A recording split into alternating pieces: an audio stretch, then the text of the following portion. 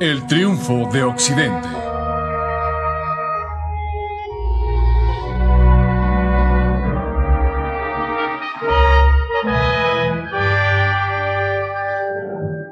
Una mirada a la historia mundial.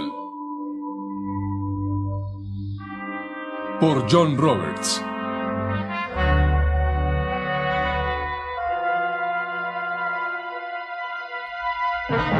Hoy presentamos el debate del mundo.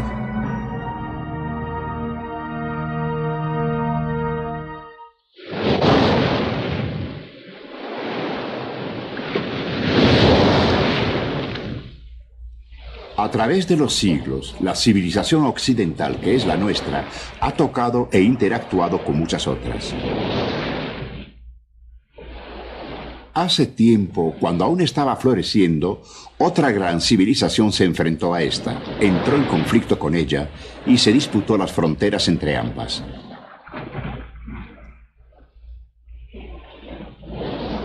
Esa otra civilización fue el Islam. Hace ya 200 años, el gran historiador inglés Edward Gibbon concretó el conflicto entre ambas en una célebre frase: el debate del mundo. Y fue un debate que duró varios siglos. Y el debate del mundo no solo era competencia, desde luego que no fue una competencia armada. Después de todo, cuando las civilizaciones establecen contacto, hay la posibilidad de intercambio y préstamo. Del antiguo Egipto se dice que aprendió la escritura de la antigua Mesopotamia. Nosotros mismos, en nuestra manera de escribir los números, de la India, por medio de los árabes. Desde su inicio, de hecho, la historia de la civilización es una historia de mezclas, adopciones, de mutua fertilización estimulada desde fuera. Tarde o temprano, toda civilización adopta algo de otra parte. Las sociedades demasiado aisladas para hacerlo carecen de potencial de crecimiento. Y ante este panorama es razonable preguntarse, ¿qué fue eso entre las fuerzas contendientes en Europa? Cuando su cultura estaba floreciendo, aún era maleable. Eso fue decisivo. ¿Cuáles fueron las fuerzas que conformaron a Europa en la Edad Media, desde afuera? Y entre ellas, ¿cuál fue el papel desempeñado por el Islam? Los cronistas medievales nos hablan mucho de las incursiones y amenazas bárbaras, pero el Islam fue la única gran civilización que directamente se enfrentó a Europa y confronta al Occidente aún hoy en día.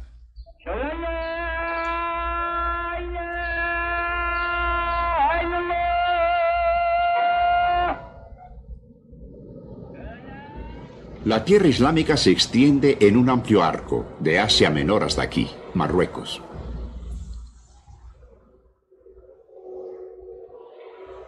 Antes de llegar a ser civilización, era una creencia, una religión. La palabra en sí es árabe y significa obediencia o sumisión. Sumisión a Dios, a su voluntad y a su ley. Los musulmanes o seguidores del Islam sostienen que la voluntad y la ley han sido reveladas al hombre por una sucesión de profetas. El último y el más grande de los profetas es el hombre al que se refieren como el profeta. Un hombre tan santo que los musulmanes creen que está mal el hacer cualquier reproducción de su rostro: Mahoma. Mahoma enseñó que había un Dios y solo un Dios, y el Islam ha permanecido absolutamente monoteísta. Enseñó que Dios era justo y que el hombre tendría la salvación al seguir su ley. No sabemos con precisión cuándo nació Mahoma, pero fue cerca del año 570 en Hejaz, y creció siendo huérfano en una pobre, raquítica sociedad tribal seminómada, muy diferente a los grandes centros de civilización ocupados por los imperios del norte, Persia y Bizancio. Y así, debido a sus enseñanzas, desde la casi olvidada población árabe, habría de venir uno de los grandes movimientos conformadores de la historia, uno que dejaría su huella por todo el mundo desde Indonesia a las costas del Atlántico.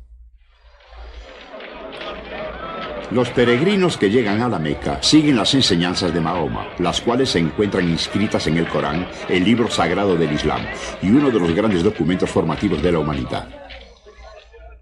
Por 20 años, Mahoma recitó los versos que se encuentran en ese libro. que fueron escritos por sus seguidores, quienes, como él, creían que de hecho eran inspirados directamente por Dios.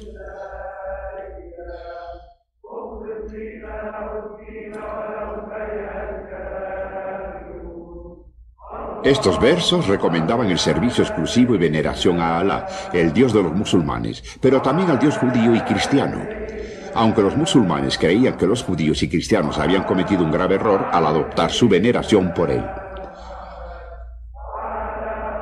Sin embargo, para los musulmanes, los judíos y cristianos no solo eran paganos, eran gente del Corán, y podrían serlo después de la conversión, bienvenidos dentro de la hermandad del Islam.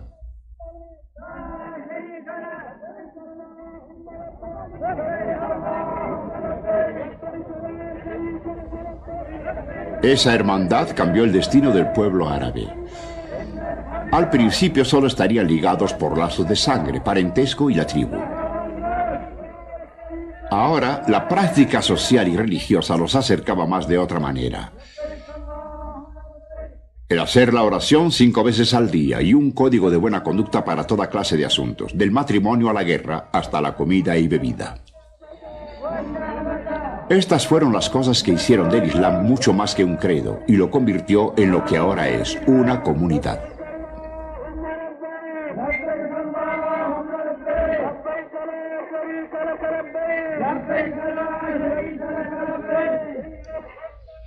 Mahoma murió en el 632. Para entonces el Islam se perfilaba hacia lo que sería su primera ola de éxito. Y fue solo mucho tiempo después de su muerte, que se hizo aparente que él causó más que un impacto en la conformación de Europa y en la maduración de la civilización occidental que otro fuera de Europa, excepto el mismo Jesucristo. Y ese impacto aún perdura hoy en día. El Islam es ahora un hecho establecido. Su territorio da hogar a una vieja y tradicional civilización empeñosamente transmitida por la enseñanza y custodiada por la costumbre. Pero fue construida con las armas. Las conquistas del Islam comenzaron cuando Mahoma aún vivía. Cerca de un siglo o más después de su muerte, el pueblo árabe emigró a sus antiguos dominios. Bizancio y Persia eran débiles para detenerlos, y así el ejército árabe, fanático del Islam, se entregó a la tarea de conquistar tierras más ricas y civilizadas. Persia, Egipto, África del Norte, Palestina, Siria, todos fueron conquistados. Marcharon desde Gibraltar al oeste al Valle del Indo en el este. Incluso el poderoso imperio chino se vio amenazado. Esas conquistas sembraron la unidad del mundo cristiano del Mediterráneo. Uno nuevo, unido por el Islam y la lengua árabe, ahora se enfrentaba a una cristiandad dividida entre Bizancio y Roma. Los árabes se propusieron cruzar el mar. Por el estrecho de Gibraltar llegaron a España y atentaron contra los reinos cristianos visigodos de ahí. Se extendieron a Sicilia, Italia, Provenza. Para entonces habían creado una nueva civilización y habían cambiado el mapa del mundo.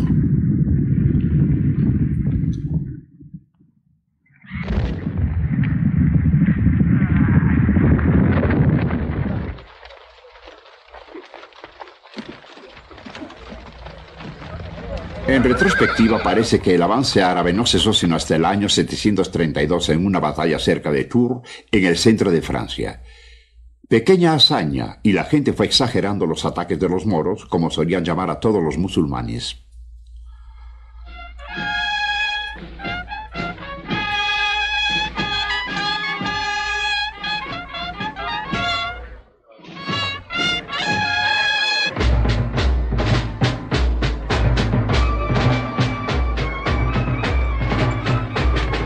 Partiendo de que dos civilizaciones primero establecieron relación en términos de conflicto y rechazo, no es sorprendente que los mitos y leyendas de ese periodo de guerra hayan perdurado aún hasta nuestros días. Podría parecer algo cómico que caballeros españoles respetables, padres de familia, hoteleros, tenderos, se vistan con atractivas versiones de los trajes de antaño, incluso fumando anacrónicos cigarrillos.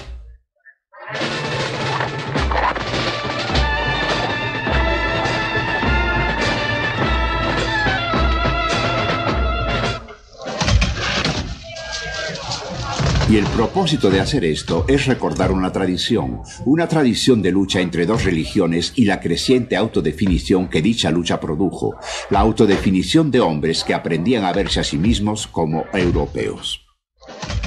Estas dos religiones que se encontraron en el campo de batalla habrían de continuar encontrándose por varios siglos más. Y en esos siglos, la palabra moro fue tan temida como la de uno o vikingo lo fueron. De hecho, se recuerda mientras las otras yacen en el olvido durante pequeños festivales como este en los pueblos mediterráneos. Hoy en día, el turismo viene a ver esto como atracción, pero en realidad es el fin de algo terrible y muy doloroso.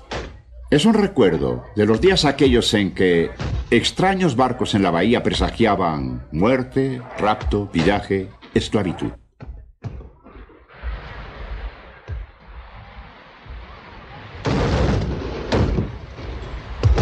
Lo que ocurría durante aquellos años era que Europa y el estilo propio de Europa tomaban forma.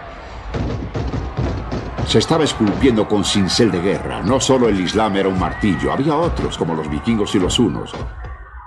Pero el Islam llegó a hacer los mayores estragos.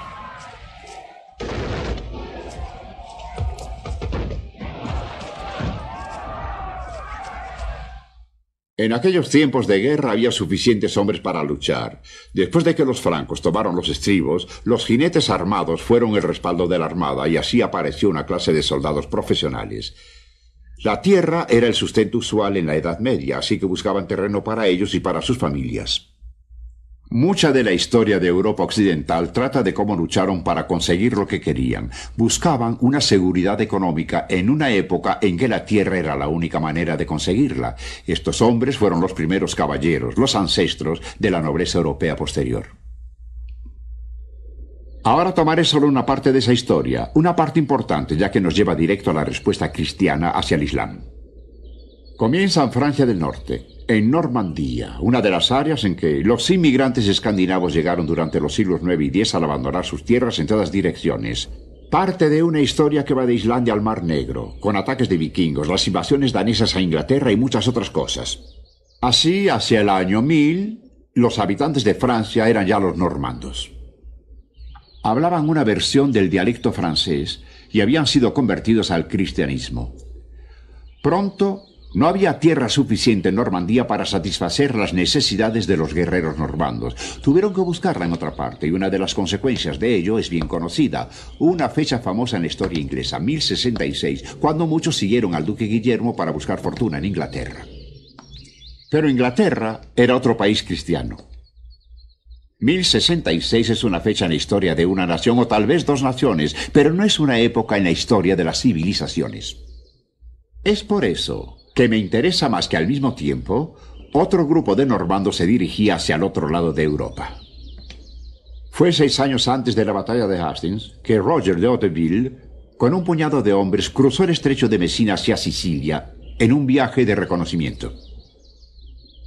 Él y sus hombres eran intrusos, medio educados, aún medio barbados, y llegaron a una tierra de una rica y compleja civilización.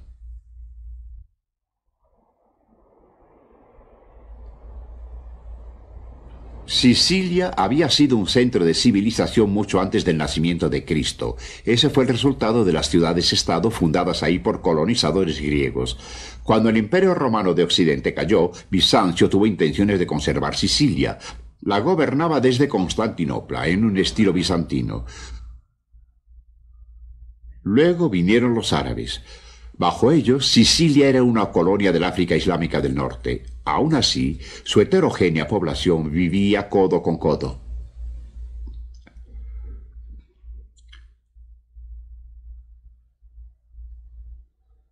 Cuando Roger y sus hombres conquistaron la isla, parecía que esto iba a continuar. La gobernaban desde Palermo, donde construyeron un magnífico palacio y se complacieron en dejar mucho de lo que encontraron tal y como lo encontraron antes. Los normandos parecieron haber añadido otra influencia a esa tolerante mezcla cultural, la influencia de la cristiandad romana y latina.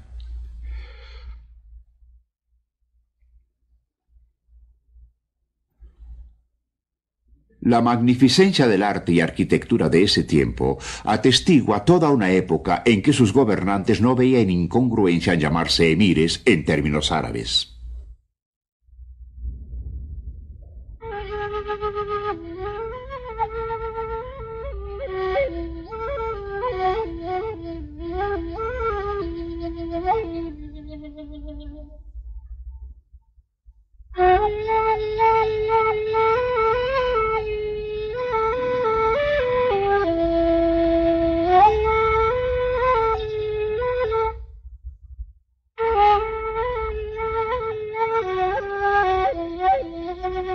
Pero una Sicilia normanda de muchas culturas terminó al final siendo tan solo un histórico pudo haber sido.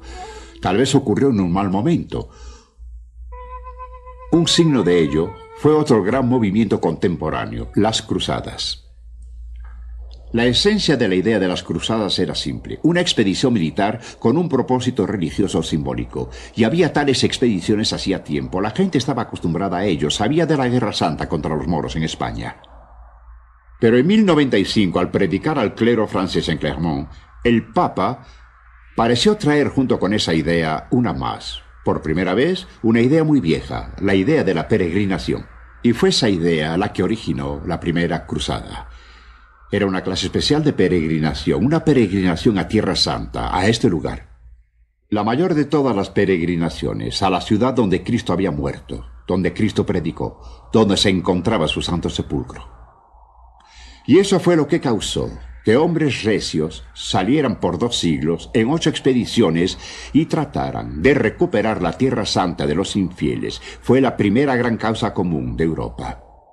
Aunque ahora ya no queda mucho, excepto ruinas que son una con Nínive y Tiro.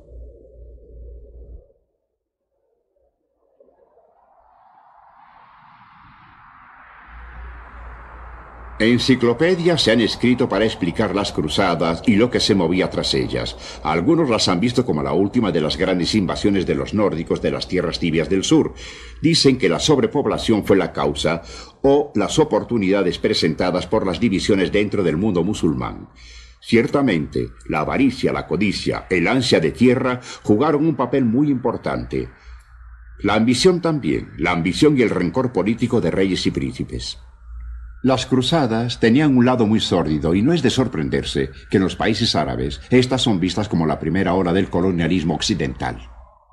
Pero esto parece algo anacrónico. Había más detrás de ellas que eso. No eran posibles, excepto en una época de fe. Los grandes movimientos requieren el estímulo de las ideas, y la Edad Media fue una época de religiosidad. No solo fue la tierra, el botín, los esclavos, lo que buscaban los cruzados. También había cierta paz mental, conciencias tranquilas. Tenían las conciencias tranquilas porque hacían el trabajo del Señor en una tierra de extraños. Estaban conscientes de sus fines igual que de sus medios. Y, si era posible, ellos podrían obtener eso, creían, la salvación eterna si morían en Tierra Santa luchando bajo la cruz, lo que era un curioso paralelo en su camino a los ojos de los soldados musulmanes que pensaban que si morían en el campo de batalla a manos del infiel, irían directo al paraíso. Estas eran, en el fondo, gestas de fe.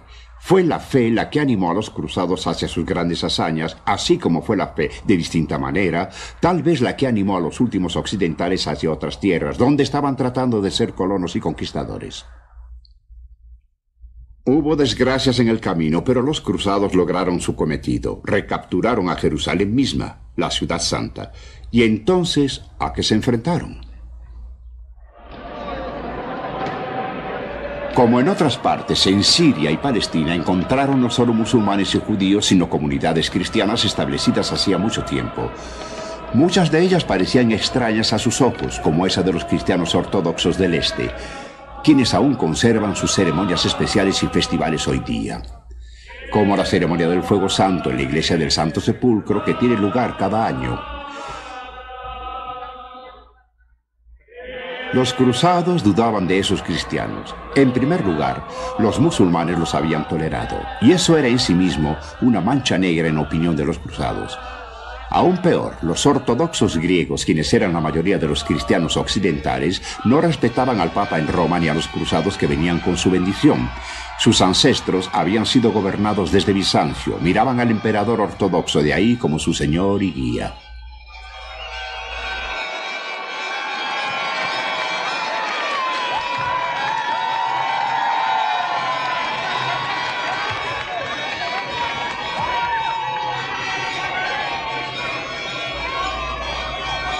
Los cristianos están bien, los paganos están mal, dice la canción de Rolando. Y en lo que concernía a los cruzados, las nuevas iglesias occidentales no eran mejores que los paganos.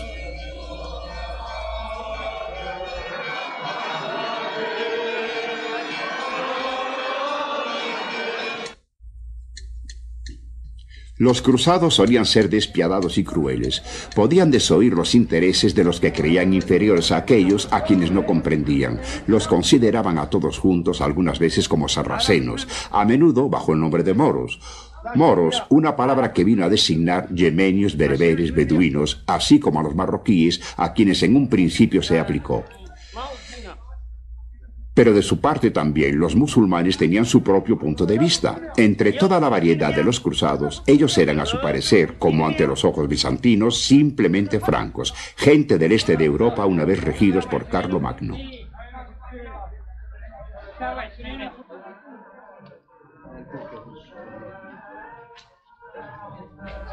Sin embargo, la economía siempre acercó a musulmanes y cristianos, y no solo en el Medio Oriente de las Cruzadas, con sus grandes ciudades comerciales. El intercambio comercial entre el Islam y la Europa occidental nunca cesó. De hecho, todo el Mediterráneo, incluyendo Bizancio, era un solo sistema económico. Distribuía mercancías de origen tan remoto como las especias del este de África y Asia, esclavos del noreste de Europa, oro de África occidental.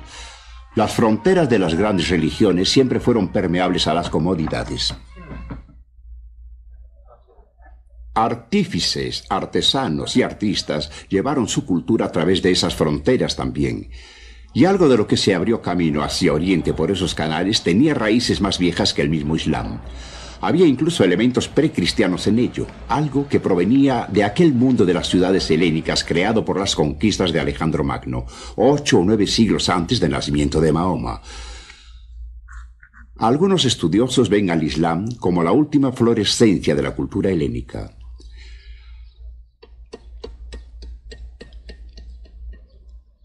Algo más también estaba sucediendo al mismo tiempo a lo largo de esos siglos. En muchos países, no solo en ultramar, como eran llamados los reinos latinos de los cruzados, musulmanes y cristianos tenían que coexistir. Estaban ahí, en un lugar, y si no habían de exterminarse mutuamente, debían mostrar cierta tolerancia. A veces podían vivir a corta distancia, pero otras veces, en realidad, debían vivir juntos unos a los otros. Siglos después, los historiadores españoles habrían de inventar una palabra para ello: convivencia, el vivir juntos.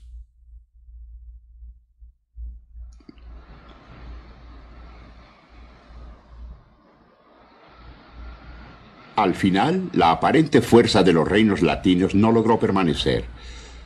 Uno por uno se fueron desmoronando hasta que lo único que quedó fueron las ruinas de sus enormes fortalezas, algunas tomadas ya por los conquistadores, algunas abandonadas durante el largo retiro de la lucha de los cruzados. Pero al final se fueron. Y cuando se fueron, aquellos últimos en irse pudieron bien pasar por este pasadizo del centro de Acra, el último rescoldo de los cruzados, a los barcos que esperaban para llevarlos en aquel día de mayo de 1291, cuando los sarracenos tomaron la ciudad. Eso fue mucho más que un evento en un día de la historia de una ciudad. Fue el final de una era. En realidad fue el final de las cruzadas. Habían fallado. Después de 200 años, el esfuerzo flaqueó, el idealismo se había desvanecido. Nunca había habido suficientes francos, y los que había habido habían luchado entre sí y a veces se habían traicionado. Se habría necesitado más que un esfuerzo para garantizar un asimiento en el Levante, si los musulmanes llegaran a revivir, y revividos y unidos habían estado. Hoy en día, cuando miramos la mampostería de los grandes castillos, nos impresiona la solidez y proporción de lo que hicieron los cruzados. Pero esa es una ilusión. Sus logros y sus legados en realidad fueron negativos. dejaron una grieta más profunda entre cristianos y musulmanes. Fue a causa de su crueldad y su intransigencia que los musulmanes a su vez empezaron a perseguir a sus súbditos cristianos, y ello significó el final de antiguas comunidades cristianas en la Palestina siria. Un último punto negativo sobre los cruzados. Tomaron casi nada de la civilización que los rodeaba, la civilización musulmana, que era muy superior a lo que ellos conocían en casa. Desde luego, como todos los colonizadores, adoptaron costumbres locales que les agradaban. Algunos adoptaron la vestimenta, otros la comida, muchos las mujeres orientales, ya fueran esposas o concubinas. Incluso algunos adoptaron el placer del baño, lo que es notable en un tiempo en que los europeos no solían asociar la limpieza con la santidad. Pero del arte musulmán, la enseñanza, la ciencia, la medicina, parecían saber casi nada, y realmente les interesó demasiado poco. Fue en otra parte, durante esos años, en que los musulmanes y los cristianos estuvieron cara a cara, que la verdadera aproximación de civilizaciones tuvo lugar.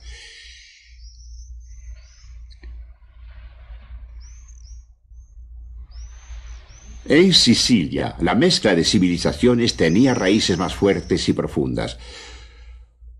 Los árabes, de quienes los normandos tomaron la isla, junto con una amplia parte del sur de Italia, la habían arrebatado ellos mismos de Bizancio. Y la estampa cultural de Bizancio dejó su huella en el estilo de la Sicilia normanda, en sus magníficas iglesias y en su música.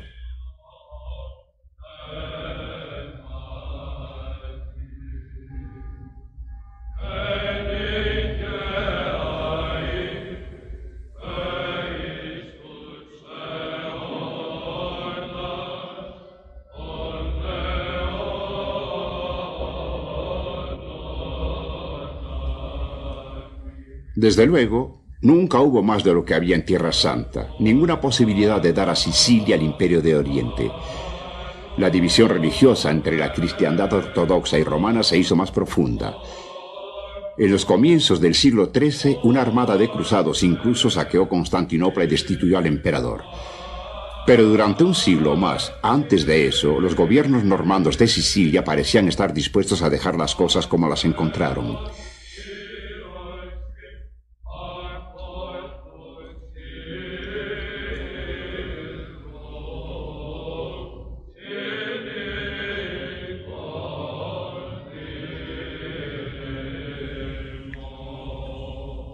En su aproximadamente primer siglo de tolerancia, la monarquía normanda contó con sus súbditos musulmanes también. En la capilla del Palacio de Palermo hay trabajos de artesanos árabes, inscripciones árabes, pinturas de dromedarios, bestias exóticas y bailarinas con velos. Ellos nos recuerdan que el reino normando fue por casi un siglo un lugar donde los reyes cristianos usaban vestimentas árabes, tenían harenes y discutían de filosofía con filósofos judíos y árabes, donde los religiosos podían tomar juramento sobre el Corán. Los árabes incluso enseñaron a la primera escuela de medicina de Europa. Una cosa así difícilmente la pudo imaginar Roger de Hauteville cuando él llegó a la isla, pero tampoco, tal vez, es lo que le ocurrió al final a Sicilia. Como mostraron las cruzadas, el cristianismo estaba cambiando incluso años después de la llegada de los normandos. La experiencia de las cruzadas llevó ese cambio aún más lejos. Pronto las integraciones culturales no podían ser tomadas como un hecho. El equilibrio de la tolerancia decayó. La corriente iba en contra, corría a favor de la cristianización de la cultura y sociedad en un estilo occidental y romano.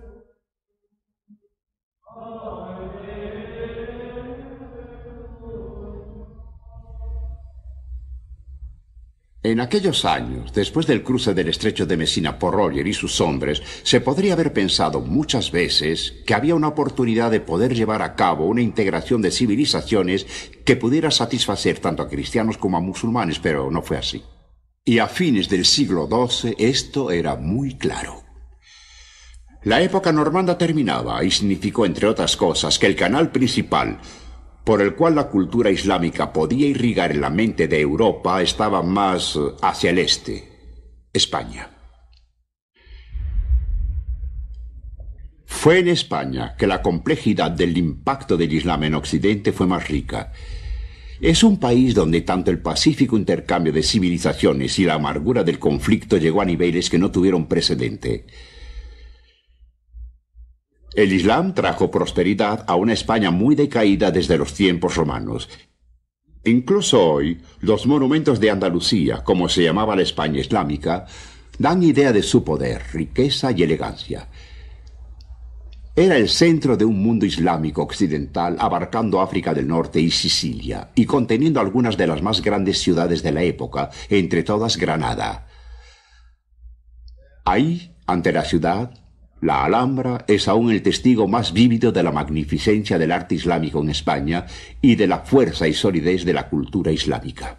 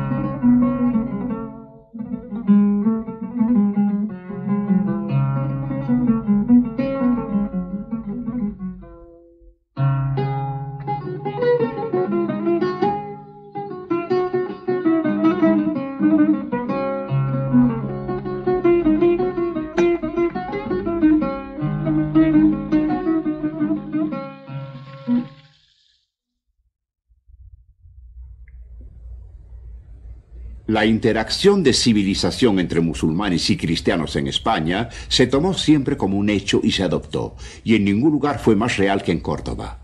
Durante 250 años, Córdoba fue la capital y centro político de la España musulmana. Uno de sus gobernantes en el siglo X se hizo a sí mismo califa, una especie de papa islámico, y así combinaba la autoridad espiritual y política en un mismo rango. Así Córdoba fue más que un solo centro político. Era más que una ciudad, más fina y rica por mucho de lo que tenía la Europa cristiana de entonces. Como otras ciudades de España, también era un lugar de reunión, un lugar de encuentro de culturas. Cuando los musulmanes llegaron a Córdoba, era una ciudad cristiana. Bajo su gobierno, los cristianos, judíos y moros vivían codo a codo. Estudiantes y maestros se reunían y hablaban a pesar de las fronteras de la religión y el lenguaje. Debido a eso, nuevas ideas habían de infiltrarse en Europa con un efecto incalculable. El arte viajó también.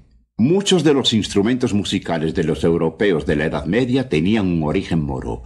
La influencia de la música árabe aún se ve en las liturgias de los mozárabes, los cristianos que vivían bajo el dominio árabe, aunque las danzas y tamborinas que iban con ello han sido descartadas.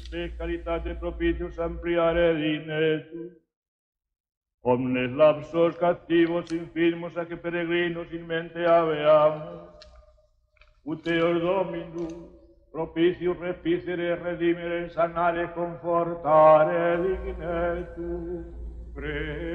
La arquitectura española, la poesía, la iluminación de manuscritos muestran la mezcla de culturas.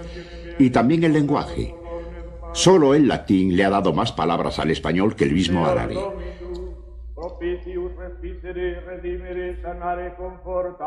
La ciencia de Grecia, India, Persia, algo de la tecnología de China, fue traducida del árabe hasta el latín y así llegó a Europa occidental.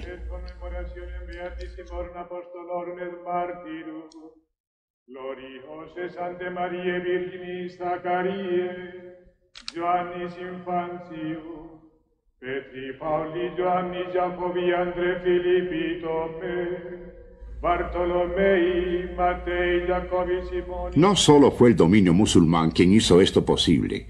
Algunos gobernantes cristianos cultivados y tolerantes recibieron en sus cortes estudiosos y traductores sin importar su religión o su origen. Ellos eran reyes de 3 religiones.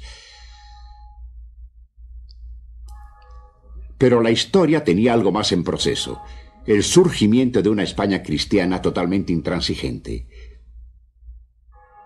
Fue la historia del recrudecimiento de las actitudes vistas en las cruzadas y luego en Sicilia, pero en España esto fue más prolongado. Podía arrasar menos del pasado y marcó las victorias mucho más profundamente. Esto duró 600 años.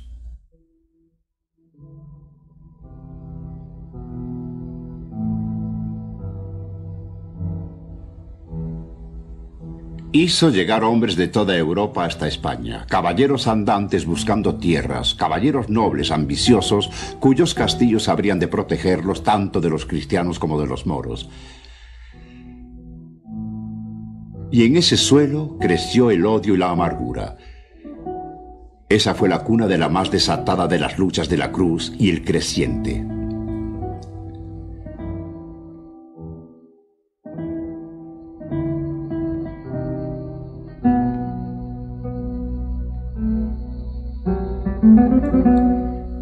El resultado eventual es ahora evidente: el reemplazo del gobierno musulmán por el cristiano en todas partes de España y la erradicación de la comunidad musulmana. Pero hubo un resultado psicológico más profundo también, una cuestión de imaginación y mito. Los españoles de la época llegaron a ver la historia de su patria en una sola fase. A causa de esa lucha, la vieron como una cruzada. El presente de España, el pasado y el futuro llegaron a ser dominados por el mito de una gran aventura nacional, una épica, resumida en una palabra: reconquista, la Reconquista.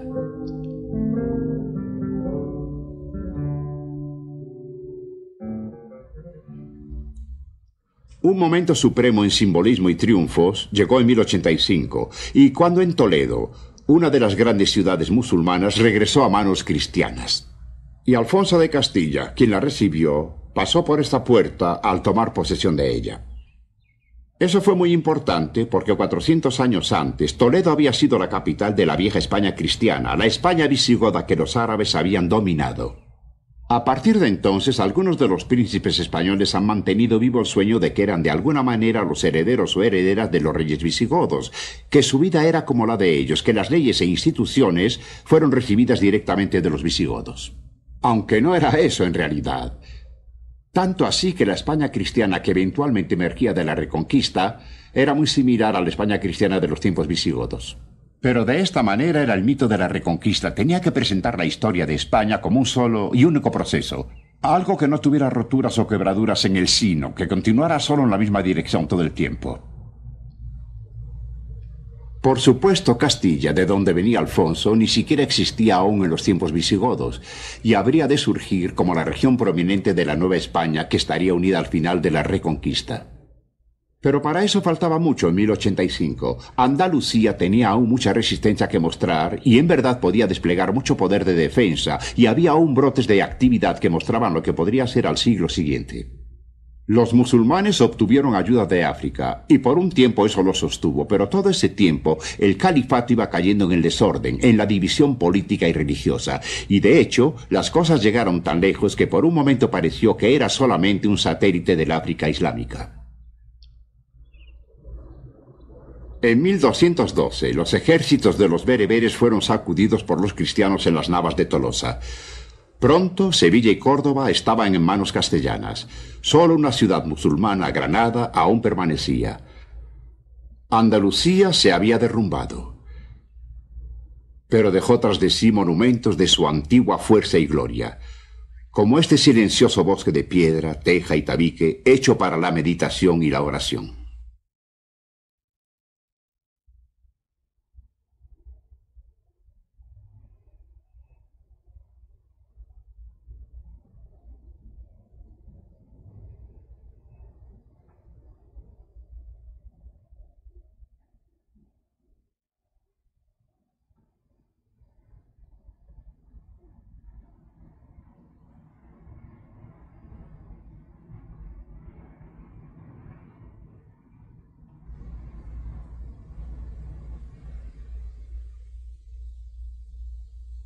Esta es la mezquita de Córdoba, una de las grandes mezquitas de la Edad Media, un lugar construido para rivalizar con la Meca como un lugar de peregrinación. Tenían reliquias aquí del profeta Mahoma y los fieles venían a verla de todas partes de España. Físicamente encierra mucha historia. Algunas de estas columnas son romanas, otras son visigodas. Los mosaicos fueron colocados por artesanos bizantinos y nos dice mucho sobre un periodo posterior de la historia de España también, acerca de la mentalidad que se forjó en la Reconquista. Los cristianos recapturaron Córdoba en el siglo XIII. Cuando lo hicieron, tomaron la mezquita y la hicieron catedral. Ahí, 300 años después, hicieron algo más.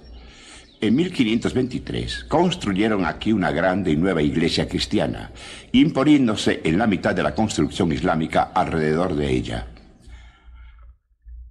El efecto fue impresionante, y aún lo es. Aún perturba los nervios venir de la tranquila hermosura de las columnas islámicas y llegar a este gran monumento cristiano. Se dice que el rey de España, el emperador Carlos V, vino aquí después que fue terminada y revocó las razones de lo que habían hecho. Han construido, dijo, lo que cualquiera construiría, y han destruido algo que era único en el mundo. Cierto o falso, esa historia aún tiene su verdad. Aún sigue siendo la autenticidad y la insensibilidad del gesto de poner esa iglesia aquí en este hermoso escenario que inmediatamente agrede al visitante que la ve. Fue un vandalismo consciente que hace a la Reconquista de España muy segura de sí misma. Pero me pregunto, si así sería, podría ser que se construya un monumento así en un lugar como este, si aún no se está seguro que de hecho ya se ha superado el pasado.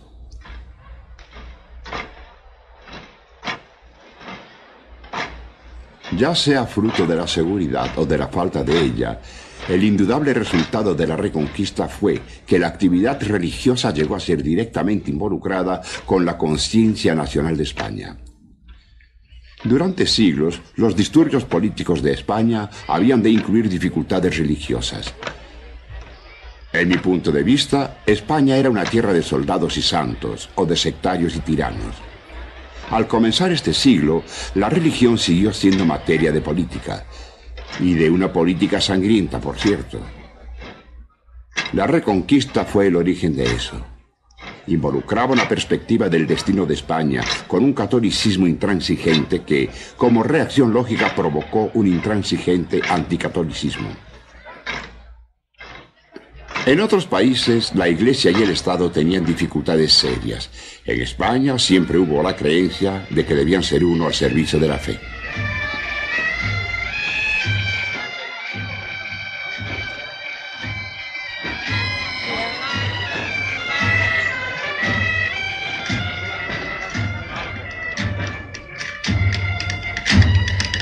Por esa creencia, la guerra civil que comenzó con un levantamiento militar en 1936 pudo ser glorificada por los seguidores nacionalistas de Franco como una cruzada, la cruzada.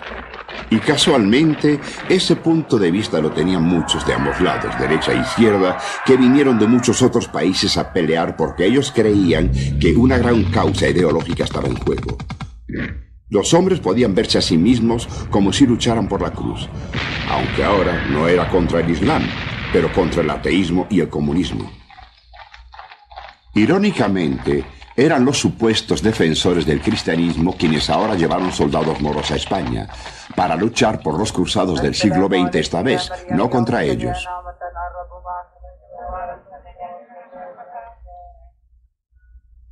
4 siglos y medio antes, esa cruzada parecía ya haber terminado, aquí, en las montañas del sur. La Alhambra de Granada es uno de los más bellos monumentos de la España árabe, la España que terminaría en 1492, cuando la ciudad cayó ante el ejército de los reyes católicos, como los llaman los españoles de hoy en día, los reyes católicos Isabel de Castilla y Fernando de Aragón. Fue un gran momento.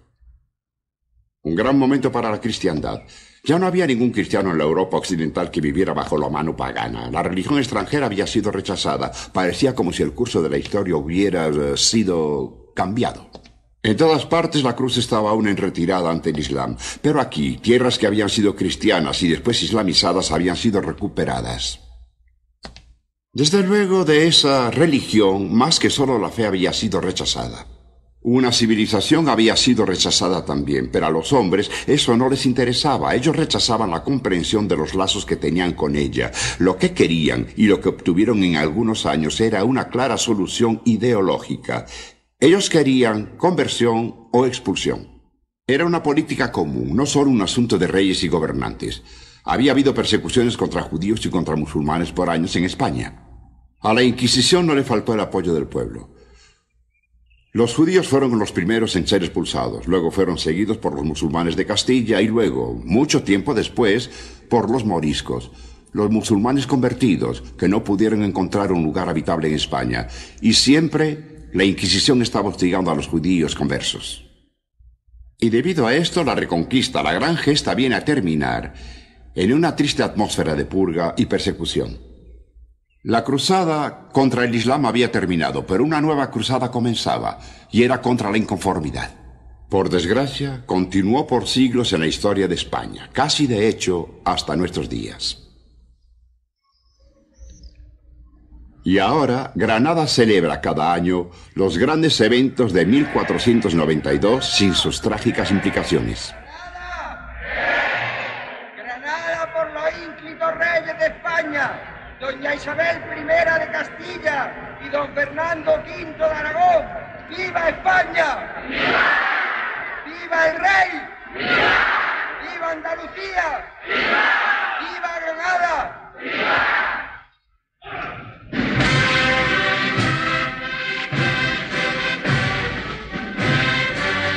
Solo en décadas recientes, tal vez, España finalmente ha comenzado a dominar el pasado en lugar de ser dominada por él. Andalucía puede ahora celebrar su propia identidad regional. El viejo e impecable centralismo de Castilla, asentado por siglos en la unidad de Iglesia y Estado, ahora es cuestionado como nunca antes.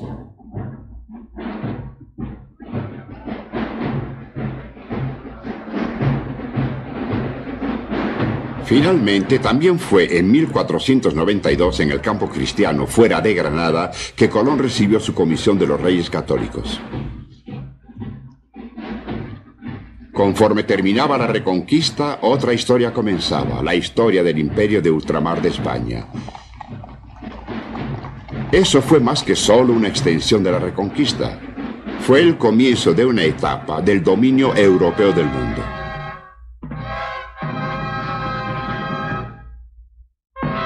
Es por eso que la experiencia española, en la cual yacen muchas de las raíces de esa época, aún atañe a toda la humanidad.